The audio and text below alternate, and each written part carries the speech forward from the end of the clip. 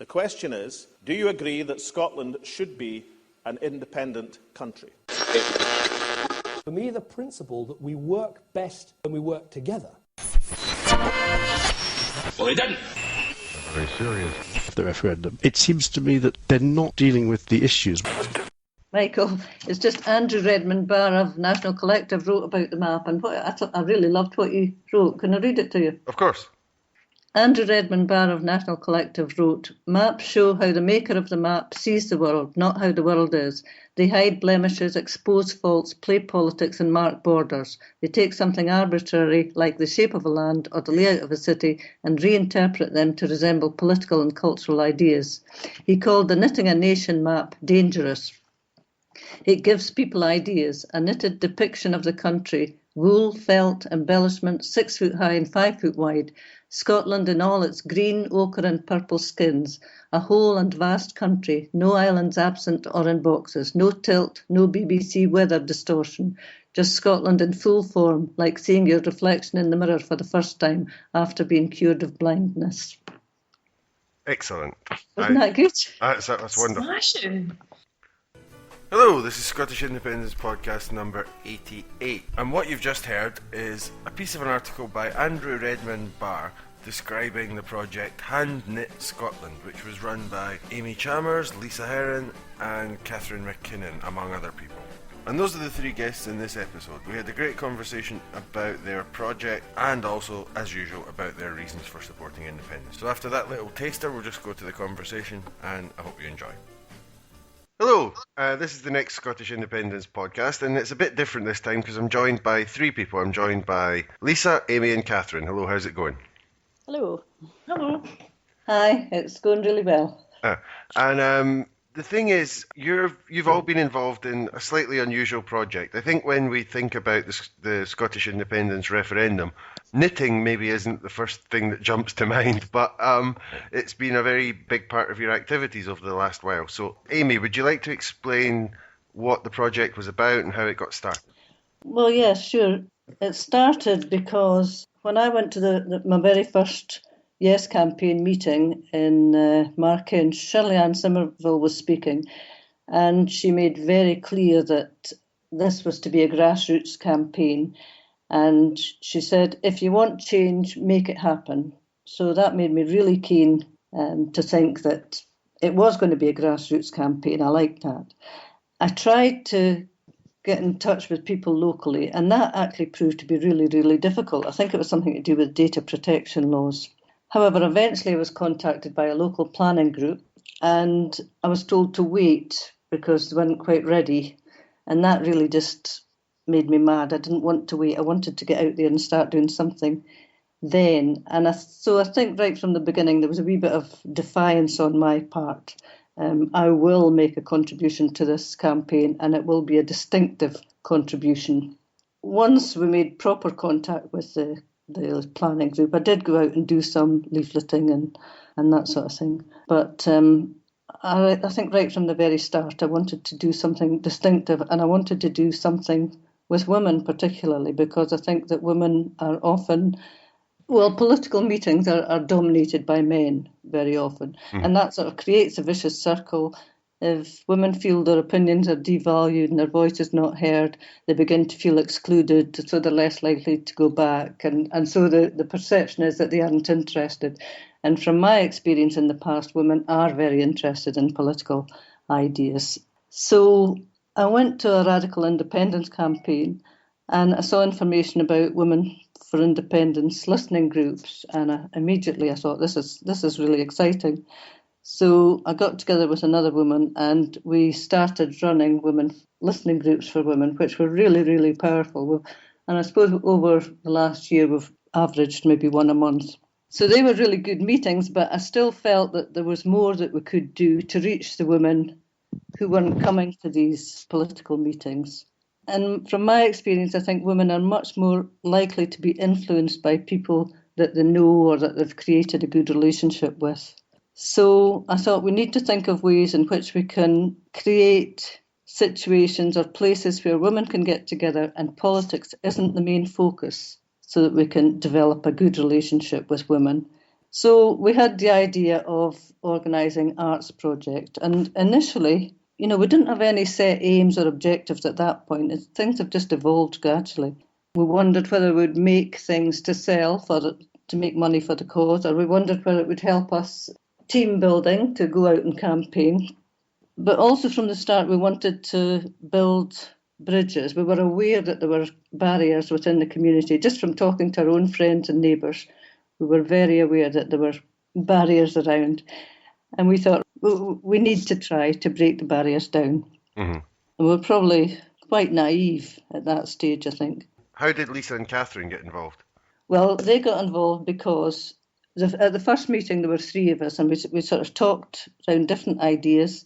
And one of them was that we could knit a map of Scotland. And initially we thought it'll just be a very small project, but gradually we realised there was a potential to reach out across the country, and so that's what we did. And at that stage we recruited 36 women from all across the country with a range of political perspectives to help us to knit this map of Scotland. And Lissa undertook to keep in touch with all these women, because as you can see, I'm not very good on social media. So Lissa undertook to do that, and Katharine undertook to knit one of the 36 squares, and she's also agreed to be followed by a documentary team that has been following the project. So Katharine, how's that going with the documentary? Is it out already, or is it going to come out soon? No, it's still in process. I think that they are, they're waiting to find out the outcome of the referendum, so that will kind of tie up the film nicely. But it was quite a strange experience being followed by documentary makers, because you're not used to being recorded, so they would ask you a question about the map and you'd come out with a really insightful, intelligent, snappy comment, and then they would say, the lighting's wrong, can you do it again? So you had to do it loads of times, so it's quite a strange experience, but it's been brilliant. I'm really looking forward to seeing the final film. And how did it go with the project? Aimee said that it's 36 different pieces. How big is the thing? It's about 5 foot by 6 foot. So everyone did their own little piece. And where can people actually see it at the moment? Well, at the moment it's just started its tour of Scotland, which we're just making up as we go along. We need to find somewhere that can take it. At the moment it's in Markinch, in the Yes shop there, although tonight it's going to a debate in St Andrews. After the 10th, it's going to Stirling for a week. Then it's got a venue in Dundee, Peterhead, Aberdeen. We're just making it. I think it's booked up until the end of August at the moment, and possibly Linlithgow in September. So if anyone's listening and they've got a place where they'd like to display it in September, please get in touch. And I'll put them in touch with you, I suppose. And Lissa, so you've been controlling the kind of organisational element of this. How's that been? It's been quite interesting, actually, because the ages of people and their experiences with technology have been extremely varied. So there are a lot of people who seem to barely know their way around email, and then there are others who were able to, join the Facebook group and go on the Ravelry group and things like that. And so there's been quite a range of experiences in terms of how well people get back to you and the sort of response rates. And then we had various problems with, some people had to drop out because of health issues or family issues, or just suddenly got afraid that they couldn't do the knitting. And then we also had a problem with someone who was knitting a couple of squares from Germany, and the pieces got lost in the post. Oh, great! That's London privatising the post office causing that. That'll be that, yeah. So then we had to kind of scurry to get more, to get cover for those. So I think in the end, it didn't end up being 36 knitters. It ended up being about, I want to say 30 knitters. Is that right, Aimee? Something like that. That could be right, yes. So, yeah, some people had to double up, essentially. But it was really interesting hearing from people, because one of the other things I did was collated kind of mini biographies of everyone to display alongside the map. And it's amazing the different experiences of people and the different political persuasions of people. There were more than I expected, actually, people who were particularly undecided voters who were saying, I really wanted to take part in this. It sounded like a great idea, but I still haven't decided how I'm going to vote. And, taking part in the project may or may not have influenced their decision, but they at least really enjoyed the experience and feeling like they were involved in the campaign in some way. I mean, that's the interesting part of this. I mean, it's amazing what you've done in the organisational element of it. But I suppose the most important reason for doing it, as Aimee said, is to kind of create a reaction and to create a discussion. So, Aimee, as you were going around the country and as you were organising all these little pieces, what kind of reaction do you think it has provoked? Most people have been really excited by it. Most people think it's a great idea. And it's not just for the women. I mean, most of the women were actually yes voters, although there were as Lisa said, there were quite a few who were undecided and there were a few who were definitely no's. Now, the project really isn't just about them. It gives all these women the chance to go and talk to their friends, to people to meet about this fantastic project and to bring up the referendum in that way. So it's just a really nice way to enable them to speak about it, because very often people are reluctant to bring up the very subject. So do you think you've converted quite a few people? Well, I know we've converted some, but this project is not about measuring the number, counting the number of people we have converted. It's not about that at all. It's about creating an atmosphere where people can talk together. And we want it to have an influence beyond the referendum. Whatever happens beyond the referendum, we want women to be more engaged in politics. And we see this as encouraging them to talk about politics in a sort of non-threatening way. For example, I know that Catherine is involved in women's groups and things in Glasgow, and I'm sure she'll have found that talking about the map has been just as interesting as knitting it. Catherine? Yes, absolutely. I think that the map is kind of a symbol of everything that I enjoy about the campaign. Like, I was a yes when I got involved, but there was just something about the idea of all these people that don't know each other. Well, we do now, but we didn't at the start, coming together to create this thing. And you're creating a replica of your country, a miniature version of your country. And see the artistry that's gone into some of the squares, just the most beautiful kind of tiny illustrations of croft houses and monuments and rivers and stuff. It's really a beautiful thing. It's a real work of art. I think my square is one of the kind of less artistic. But that's all right. There's space for everything. So I think it's kind of mirrors what I've really enjoyed about the campaign, which is thinking about what kind of country we would like and what do we need to do to create that Scotland. It's like a sort of dream Scotland in knitted form. I'm dying to see it, actually, but one of the things that you were talking about is getting more women involved in the debate. This is possibly a little bit of a controversial question, but, so we've just had very much the unofficial debate that's going on in the streets and around, and we've just had the sort of official debate, which was a slanging match. But given what you've already said, didn't you feel that the Nicola Sturgeon, Joanne Lamont one was even worse than what we saw the other night in many ways, and it was just an hour of them shouting at each other? It was kind of ridiculous. Well, what I think is that these debates are deliberately set up in such a way as to create what they think is good television. And so I think that actually the television companies are very much at fault. I mean, I've had a huge problem with the media anyway over this whole campaign. Basically, I don't trust the mainstream media at all now, and it's helped me even to listen to news items which are nothing about the Scottish referendum and just think, I don't trust that. Well, luckily, where I've been getting my information from is online, and that has helped me, but a lot of women don't have access to information online. But yeah, to get back to the debates, I blame the way that the debates are set up. Catherine? I would absolutely agree with that. I've attended a lot of debates and discussion events put on by community groups in Glasgow, different kind of grassroots things, and every single one of them has been better than those televised debates, better moderated, more thought-provoking. I just think watching those debates, it's a complete turn-off. It doesn't make you think, it just makes you, I don't know, just seeing them shouting at each other, it's really uninspiring. Whereas I find that all the other ones that I've actually been to in person have been very well moderated and just a bit more measured. So I think it's absolutely being whipped up into kind of combative sort of style of telly, which just doesn't do anything especially for undecideds, I think. Yeah, and it quite annoys me with the sporting metaphors as well all the time. Oh, it was a knockout and he was on the floor, and they keep talking, it's like a boxing match the way they talk about it. But yeah, Lisa.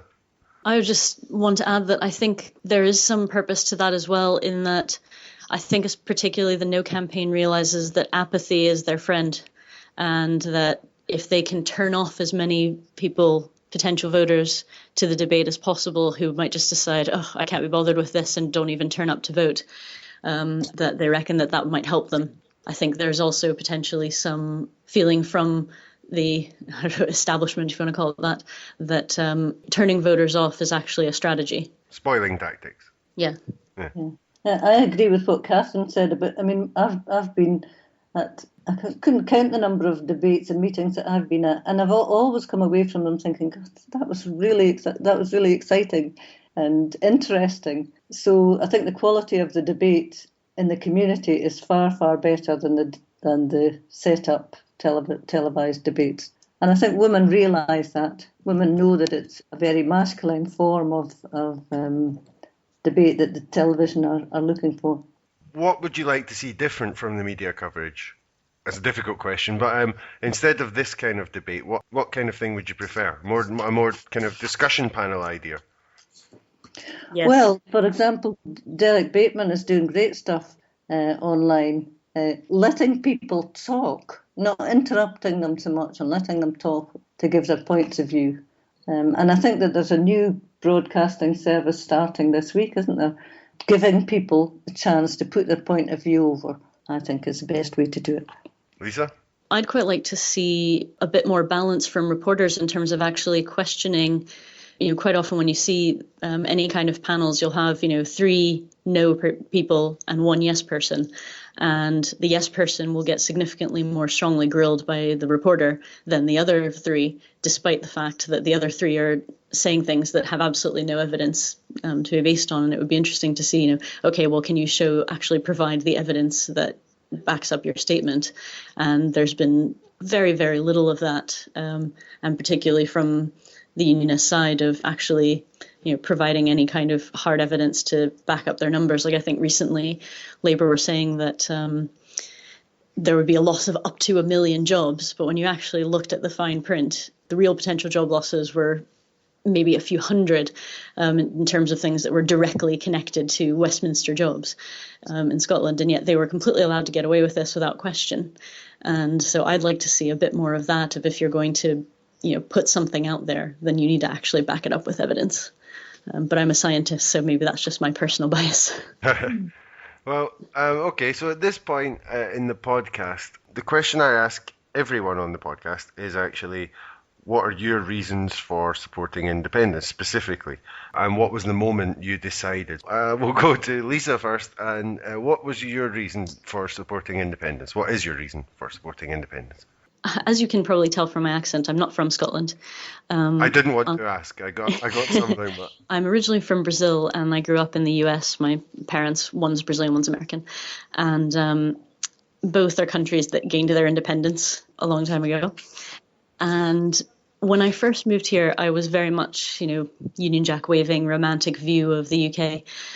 And the more I've seen of it, the more I've realised it can be so much better. And the elite establishment has absolutely no concern for the poor, for advancing equality. As far as I can tell, they're more concerned about, keeping their cushy positions in the class system. And I thought, well, it can do better. How can it do better? And then I realized that it wasn't interested in doing better. And the only place that seemed to really be interested in doing better was in the Scottish independence movement. So the more time went on, the more I realized that was really what matched my beliefs. And then when I saw how the pro-union side was behaving and the sort of lies that were going about and just the complete disregard for people suffering, that was what really completely turned me. And I signed the Yes Declaration the day it came out. Me too. Aimee, are you a recent convert to independence, or has it been a long-running thing for you? It's been a long road. When I was just maybe about 8 or something, when the Queen was crowned, the current Queen. And I can remember being really angry because she was crowned Queen Elizabeth II. I mean, it's such a stupid thing, but she was crowned Queen Elizabeth II. And I said, but she's not Queen Elizabeth II. She was just the first Queen Elizabeth of the United Kingdom, and I think that was the first time when I realised that Scotland didn't count in Westminster's view. I thought that, oh, well, we'll tell... I was only a kid, remember, and I can remember saying, we'll tell them. Once we tell them, they'll realise. But, of course, they didn't. They knew perfectly well, and it just wasn't to be. So I think that's probably when the seed was sown. I was a Labour supporter and a Labour activist for a while, but during the Blair years I left the party, and I was excited by the movement towards setting up a new parliament, and of course I just began to realise that the SNP was pursuing a social democratic agenda, which the Labour Party wasn't. And that's when I became interested in the SNP, and then ultimately I became a member. Do you think there's a lot of, as a former Labour Party member, do you think there's a lot of latent support for independence inside the Labour Party? I don't mean within the hierarchy who seem to have one idea about it and repeat it constantly, but do you think among the membership there's a lot of support for independence? It's just that people aren't saying, although some are, but not all of them. I think there must be. I just can't understand really why Labour voters are supporting the sort of things that they're supporting at the moment. I really cannot understand it. And my feeling is that when it actually comes to the referendum, that they will vote for yes, because it will reinvigorate the Labour Party in Scotland. The only way that they'll reinvigorate the party, I think, now. I think so. And okay, so I'll go to Catherine. What was it that made you decide to support Scottish independence? I don't think there was a specific point where I decided that I was going to support it. I think Lisa put it really perfectly there, that it was seeing it as this kind of potential for change and the sort of, rejection of the current state of affairs, which awful, the sort of levels of inequality and things. And I don't think that independence will be this, suddenly it's a socialist utopia, but it's a step in the right direction at least. And I think the main sticking point for me was the kind of sense of it, stuff being imposed on us that is hugely unpopular here, but nobody voted for it. Your sort of bedroom tax type things where everybody opposed it, but tough, you're getting it, The sort of democratic deficit idea. Yeah, absolutely. Okay, so Catherine, the last wee thing we've got for today is I believe you're setting something up in Glasgow that people might be able to get involved in. Yes, I'm currently in the process of setting up a referendum cafe, which is going to be a space in the Trongate. And the idea is to kind of building on the ideas that the map was exploring about getting people talking. It's going to be a space where we'll provide materials, information from both sides. It's really not a yes or a no thing. It's just to have people come in. You can get a cup of coffee, you can get a biscuit, and there'll be lots of tools to facilitate discussion, different workshops and talks and stuff. So we'll soon be setting up the premises in the Salt Market, but we've got a wee crowdfunder on the go if anybody wants to donate. And if you give us more than £35, I'll knit you a hat as a thank you reward. So I'm using my knitting skills for further local democratic purposes. Yeah, it's an infinitely useful skill. Absolutely. Yeah, I'm very happy that we finally managed to organise this because it took us a while, but for one thing and another. But so thanks, Aimee, for coming on. That's been great. It's been a pleasure. Thanks for having us. And thank you, Catherine. I hope to see you in the cafe. Oh, thank you. Thank you, Lisa. That was great. Thank you. So there you go. That was Aimee, Lisa and Catherine. I hope you enjoyed that. On my website, you can find details of where you can find them at in the coming weeks if you're interested in going to see it. And the last thing, as usual, is that the guest chooses the tune. And between them, they chose the next thing because, well, you can have a guess and work it out. Speak to you next time.